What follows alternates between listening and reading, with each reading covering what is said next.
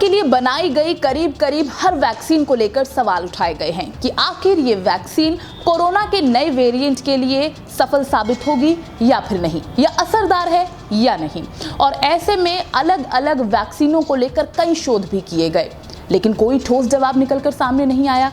वहीं विशेषज्ञों की कड़ी जद्दोजहद के बाद अब एक बड़ी जानकारी, बड़ी खबर निकलकर सामने आई है। कह सकते हैं कि ये जानकारी, ये खबर न पूरी दुनिया के लिए बल्कि भारत के लिए भी अहम है।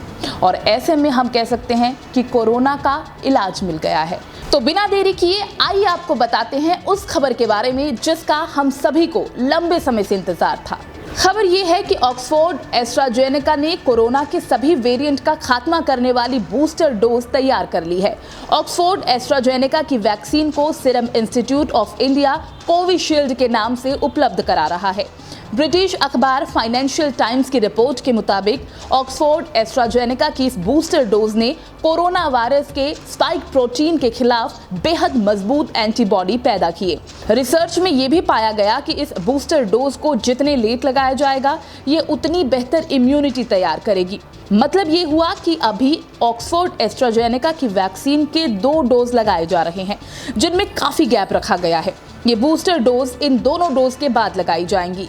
फाइनेंशियल टाइम्स ने बूस्टर डोज के शोध से जुड़े एक विशेषज्ञ के हवाले से लिखा है, बूस्टर डोज देने के बाद जिस तरह से एंटीबॉडी डेवलप हुए हैं, उसे देखकर कहा जा सकता है कि ये डोज कोरोना के किसी भी वेरिएंट को आसानी से मात दे सकेंगे।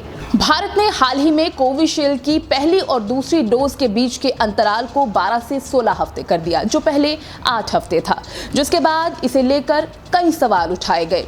कोविशील्ड वैक्सीन को लेकर इस तरीके की बातें भी सामने आई हैं कि इसके डोज को लेने के बाद ब्लड क्लॉट जमने लगे हैं, लेकिन इस तरीके के मामले काफ़ी कम सामने आए हैं। ऐसे में विशेषज्ञ लगातार इस पर नज़र बनाए हुए हैं।